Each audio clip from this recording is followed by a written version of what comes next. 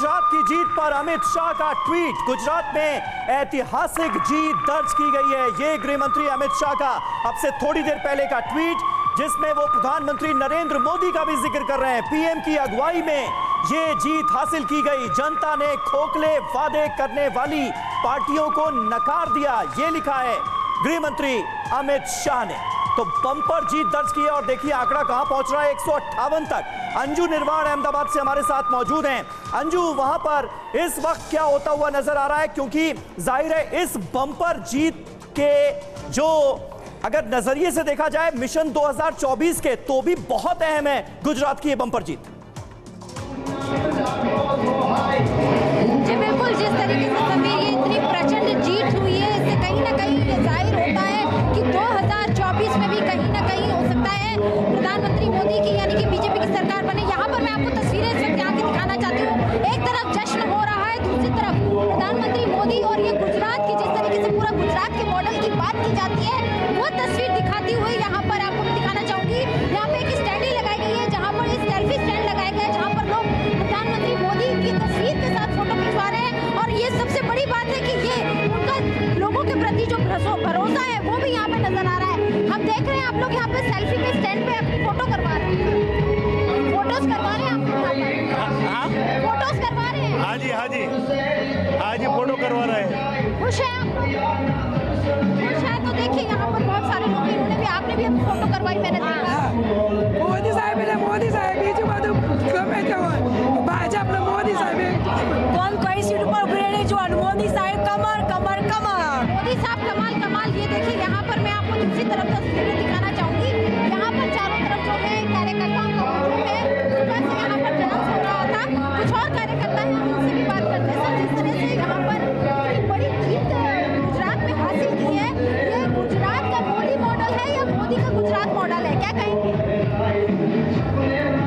देखिए लोगों को यहाँ पर आवाज नहीं सुन रही, लेकिन यहाँ पर मैं आपको बता दूं कि लंबा जश्न है, भारी जश्न है। और जिस तरीके से लगातार हम सुबह से तस्वीरें देख रहे हैं, लोगों का हुजूम उमड़ा हुआ है, कार्यकर्ता अभी तक कम नहीं हुए हैं और हर कोई यहाँ पर नाच रहा है, झूम रहा है। और जितनी बड़ी ये जीत हासिल हुई है कहीं ना कहीं, लेकिन देखिए अंजू तो बता ही रही है कि किस तरह का जश्न मनाया जा रहा है, लेकिन बीजेपी के गृह मंत्री अमित शाह जो खुद प्रचार की कमान बहुत हद तक संभाले हुए थे, नजर बनाए हुए थे, उन्होंने जो ट्वीट किया है वो आइए हम आपको दिखाते हैं। गुजरात ने हमेशा इतिहास रचने का काम किया है। पिछले 2 दशक में मोदी जी के नेतृत्व में भाजपा ने गुजरात में विकास के सभी रिकॉर्ड तोड़े और आज गुजरात की जनता ने भाजपा को आशीर्वाद देकर जीत के सभी रिकॉर्ड तोड़ दिए हैं। ये नरेंद्र मोदी जी के विकास मॉडल में जनता के अटूट विश्वास की जीत है।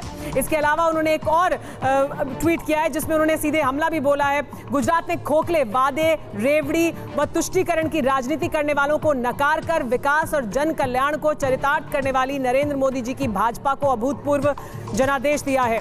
इसके अलावा उन्होंने ऐतिहासिक जीत पर सभी को मुबारकबाद दी है, चाहे वो नरेंद्र मोदी हो, जेपी नड्डा, सीआर पाटिल, गुजरात के सभी कार्यकर्ता। लेकिन गुजरात में खोखले वादे, रेवड़ी कल्चर नहीं चला है, तुष्टीकरण की राजनीति नहीं चली है। पुष्पेश पंत जी। नहीं, मुझे लगता है कि तुष्टीकरण की राजनीति तो नहीं चली है, मगर मुझे लगता है आश्चर्य ये है कि लोग मोरवी का पुल गिरना भी भूल गए। जितनी आलोचना होती रही है स्टैच्यू ऑफ लिबर्टी को लेकर, दिखावे की राजनीति को लेकर, वो सब दरकिनार है। तो कहीं ना कहीं न केवल मोदी जी का करिश्मा बल्कि गुजरात की जनता का समर्थन भाजपा को एक पार्टी के रूप में निश्चित रूप से उसके मुद्दों के साथ भी उनकी सहमति को प्रकट करता है। एक और बड़ी बात है सर, वो मैं जानना चाहिए, गुजरात पे आपसे बात करेंगे, उससे पहले सर ये कि कांग्रेस पार्टी को ज्यादा सीट मिल रही है, आम आदमी पार्टी को तो अभी रुझान में 5 ही सीट मिल रही है, वोट प्रतिशत लगभग 15% या उसके कुछ ऊपर जाएगा। लेकिन अपने ट्वीट में अमित शाह रेवड़ी कल्चर पर, खोखले वादों पर हमला कर रहे हैं।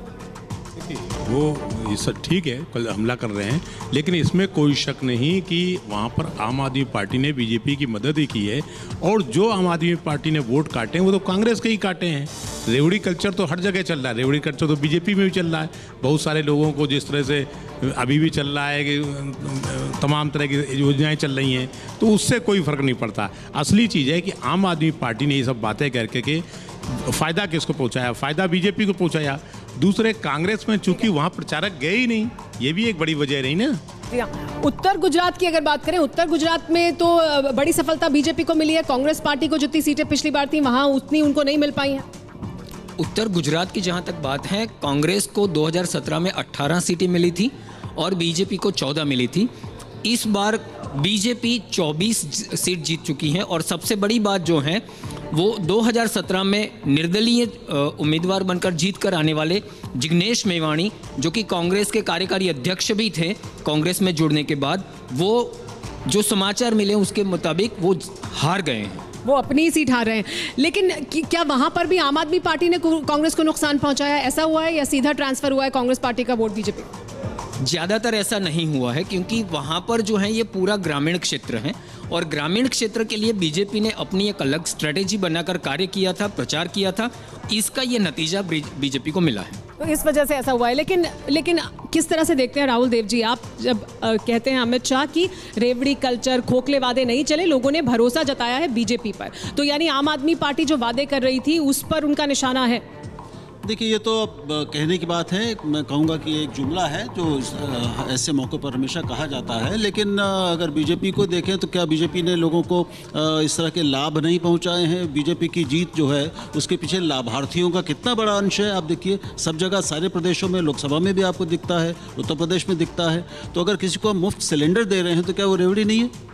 अगर किसी को आप हर महीने 2000 या कुछ रुपए दे रहे हैं किसानों को, किसी को भी दें, तो जन कल्याण के एक विपक्ष करे तो वो जन कल्याणकारी नीति है, वो रेवड़ी हो गई, और हम करें तो वो लोगों की मदद हो गई। ये एक ठीक राजनीति है, इससे ज़्यादा कुछ नहीं। ठीक है, लेकिन गुजरात का ही समीकरण और समझ लेते हैं। सौराष्ट्र में किस तरह की तस्वीर उभर कर सामने आ रही है? सौराष्ट्र की बात करें तो जो 2017 में प्लस थे कांग्रेस, वो अभी माइनस है। कांग्रेस का तो मुझे ऐसा लगता है कि भाजपा है वो इलेक्शन है वो लड़ रही है, लेकिन कांग्रेस है वो मोहल्ले में जो बच्चे खेलते हैं ना, ऐसे खेलते हैं। जीत गए तो कहते हैं कि हम जीत गए, हार गए तो कहते हैं कि आपने हमको हराया। ऐसी बात अभी कांग्रेस के इस रिजल्ट पर से लगती है। यानी उन्होंने लड़ा ही नहीं है, जाहिर सी बात है, वो तो दिख ही रहा है कि मैदान में उतरे ही नहीं है। जो बीजेपी की जीत है वो भरोसे की सरकार पर तो लोगों ने भरोसा जताया है, लेकिन जो हम संख्या देख रहे हैं, ये संख्या क्या इस वजह से क्योंकि इतना बड़ा भरोसा था, या कांग्रेस मैदान में नहीं थी इस वजह से? कांग्रेस मैदान में भी नहीं थी, और दूसरी बात कहे तो आम आदमी पार्टी की भी भूमिका रही है, और बीजेपी में नरेंद्र मोदी का नेतृत्व, उनका प्रचार तंत्र वो भी है। और दूसरी बात खास करके मैं साउथ गुजरात से बोलूँ तो साउथ गुजरात में 35 में से 25 सीट बीजेपी को मिली कि इस बार 32 सीट मिल रही है।